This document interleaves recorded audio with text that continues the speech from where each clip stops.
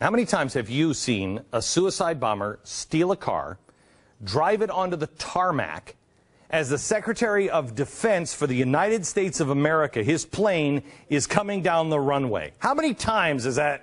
Yeah, me too. Never. Never. I've never seen it. Here's another question. How does the world's preeminent superpower allow some bozo suicide bomber to steal a car, come down the tarmac, and then blow it up? I remember a time, when was it? I don't know, about 3 years ago, when nobody would have even tried that, let alone succeeded. That's how little these people think of America as a superpower or our military right now. We've got a president who's got to go take a little nappy nap and drink his milk before he's got a noodle on the oh so tough should I kill bin Laden or not decision. Are you kidding me? Mr. President, should we shoot him in the head? Yeah, done. We're fighting this war like we're campfire girls, and my apologies to campfire girls. This administration is an embarrassment to campfire girls, even bluebirds. Sorry. The concept of war, dare I explain it to the administration because it's difficult for them to figure out, is if you're going to do it, and you're going to put our troops in harm's way, then you kill the opponent much faster than they can kill you. And you do it in a big, vicious, violent, breathtaking way that scares the bat crap out of anybody thinking to take us on. But we don't do that.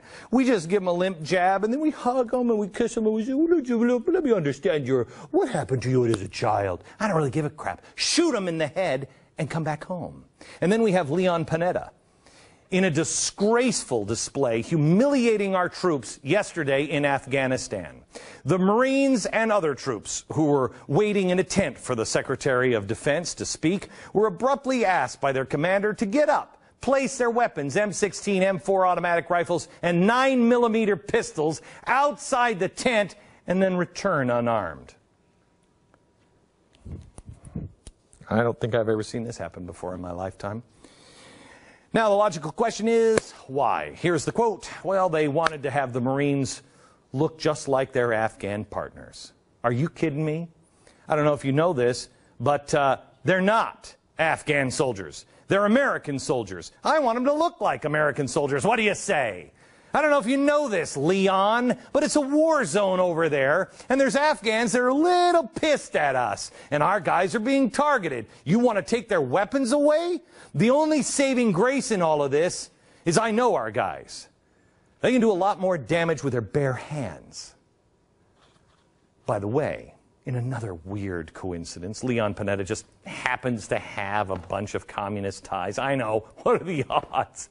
Every one of my friends has communist or radical revolutionary ties. Oh, no, wait, no. No, none of mine do. None. No ties to radical communist in my life. How about you? This president is just the most unlucky guy. He's so unlucky. All of them tied to radicals and revolutionaries. Wow. One of Panetta's buddies is Hugh DeLacy. He is a prominent figure in the Communist Party USA.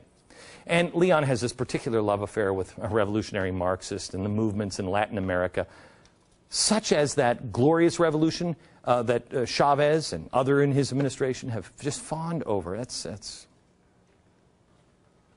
What message did we send to our military? Leon, when you disarm our military in a war zone, what is that? It's a soft admission that, one of these baby killers might hurt me. They might just start shooting everybody in the tent. Is that what it is? Are you afraid of our own military, Leon? Do you not trust them? Maybe there were tea parties in there. Were there tea partiers in there? Because they're dangerous, I hear. The damage this administration is doing to our military is unbelievable. America is almost unrecognizable. No wonder Obama had a problem, taking Chavez propaganda books. He's just like, no, gosh, he didn't have trouble taking it. He just took it there, and then he stood and he posed. Oh, look at me, I'm going to pose with it. I think he idolizes the guy, because we're becoming them. Here's the saving grace, and I challenge the press to print this. I say, to save our military, to those fighting for something noble, I think they've gone over there and they've done an amazing job. And I don't even know what it's about anymore. Today, Karzai said he wants to use military out by 2013. Oh, do you? Really? Oh, we can do that. If I'm president, I make it happen today. Pull the troops out. Go ahead. Come on, Mr. President. Bring it on. Pull the troops out. Our troops are being set up by our own government and this administration. We now have beheadings and mobs, and our military is being blamed by our own president.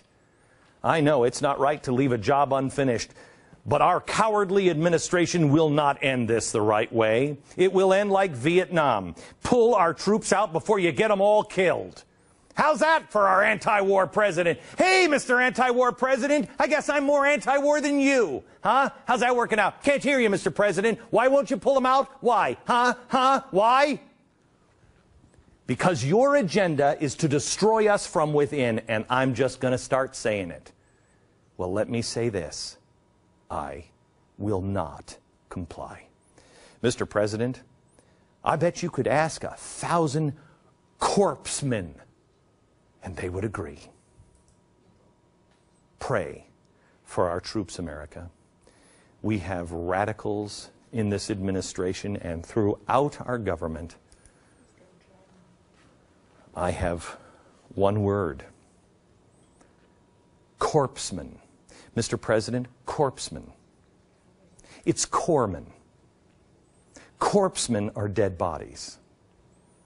These are soldiers. These are people that would say, I am a man and I demand to be treated as one. They are heroes. Our president apologizes for the Koran burning when they didn't do anything wrong. Oh, didn't you hear that story? Oh, no, they came out now and said, oh, no, they were right to do it. But our president apologized. Our soldiers are dying. I don't think they even care. I really don't. I don't know if anybody in this administration even cares. Pull them out, Mr. President. Please pull them out. Bring them home. They are safer here than under your care. Because you and our troops are fighting a different war. I don't even know. Who are you fighting over there? Who are you fighting? You can't even say radical Islam. Who are you fighting? Casper the Friendly Ghost? Who is it? Bring them home. They've done more than their fair share.